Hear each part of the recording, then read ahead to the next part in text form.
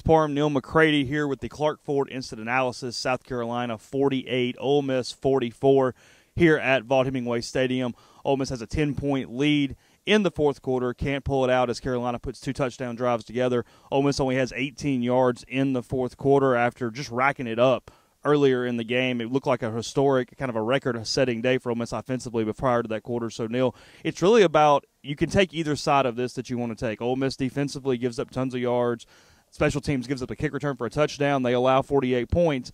But that's almost kind of expected around the mood of this place where the offense has to be perfect. They were for three quarters, and when it fell apart, it really fell apart and gave the Gamecocks a chance to win this game. Yeah, we say it all the time, and we're not joking. You know going in that Ole Miss is going to give up 500 yards of offense.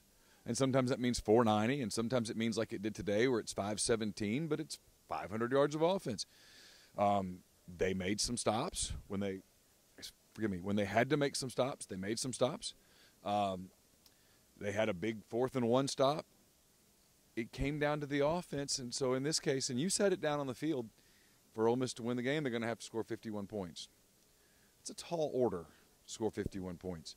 It looks really bad because for three quarters, they were on pace to score 50-some-odd points, and then in the fourth quarter, the offense disappeared, literally. They had, 1 yard per play, basically, in the fourth quarter, three and outs, and then a turn it over on downs. That won't work, and the defense gave up a touchdown drive after a long kickoff return, and then they gave up an explosive play to set up a touchdown here at the end to win it. So yeah, it's the story of this team. It's the offense gets 98 plays, the defense just wears out, and they give up explosive plays, and they give up big chunk plays. They've done it all year. They're going to do it the rest of the year. It's not a lack of effort. We've talked about this with this team. People keep saying, when's this team going to kind of quit? When are they going to have a letdown? Never. This is 21 games now. They don't do it, but they don't execute either. They don't make plays happen. Matt Luke said it at the end.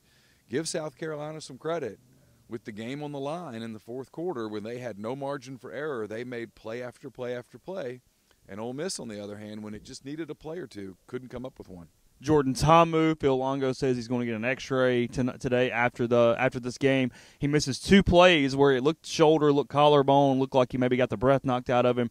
Matt Corral comes in for two handoffs, so that's the third game now for Matt Corral. He has one prior to losing eligibility. Probably not a factor moving forward, but interesting enough, with Ta'amu at least needing further medical attention, he did not come to postgame due to being in treatment today. So for Ole Miss, as we spin this thing forward, because the game kind of is what it is right now, how many games your quarterback plays, how many games a backup quarterback plays, and where you kind of are moving forward is all that matters at this point. And I'm going to be honest, it's a big story moving forward. What do you do if you're Ole Miss?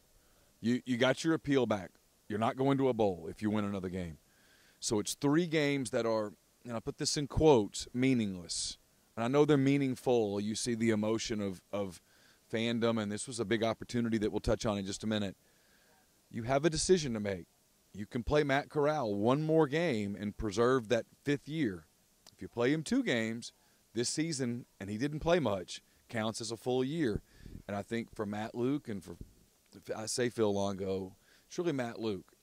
Matt Luke's got to sit down, and he's got to make that decision for what's in the best long-term interest of his program, because, we talk about it a lot. This season will be over in 19 days, and he's got to start making decisions that are best for 2019, for 2020, and maybe not as much thinking about what's best for 2018. I have no doubt at all they'll play Matt Corral those games. It's my opinion they should at least think about it, assuming that Jordan can't play. And I'll be honest, I'm not ready to dismiss that. I thought Jordan Ta'amu looked completely different in the fourth quarter physically than he did for 3 quarters. And we talked about this upstairs. He got hit a lot today. And when that ankle got rolled up, I won't be surprised if they come back with something wrong. He did not look the same in the fourth quarter at all. What allows Ole Miss to win football games is their offense. And today, other than Ta'amu being healthy, obviously, Scotty Phillips, a lot of successful one-cuts down the field. He was dynamic as a running back today, and they got a really big glimpse of Elijah Moore. They were able to put him and A.J. Brown on the field at the same time. A.J. outside, Elijah inside. He has a big day, and when you move forward, he is going to be that next bell cow. He's the guy that's going to be the top wide receiver for Ole Miss. They get him and Phillips to kind of build around next year, and you at least saw some of that for these final 3 games and for 2019 to be any semblance of a success. Yeah, and that's why losing today is kind of tough for these guys. They got an appellate victory on Thursday, and a win today. It was a big crowd. There was a lot of most of the state of South Carolina was here, but it was a big crowd nonetheless. There was a good atmosphere. Had they been able to win it, I think you'd be able to really build on some feel good. But now this team doesn't come home until Thanksgiving. They go on the road to play 2 tough road games, and every game in this league for this team is rough on the road.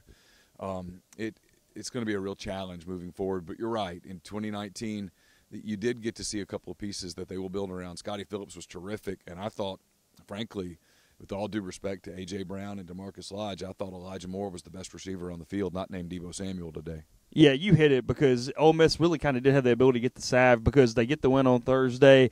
You get whatever, but you get a crowd where they're in it to the last part of the game. And, Ole Miss against teams not named Vanderbilt. They haven't won an SEC game since Georgia in 2016 when Chad Kelly was the quarterback at home. All the wins have been on the road, Kentucky, Mississippi State, and Arkansas and whatnot. So big opportunity missed, but in the long run, it's about what happens moving forward, what happens after Thanksgiving night against Mississippi State. So as the lawnmowers get going, we will cut it off here. Plenty of coverage at rebelgrove.com. Neal McCready, Chase Parham, Russell Johnson behind the camera, Clark Ford, Instant Analysis.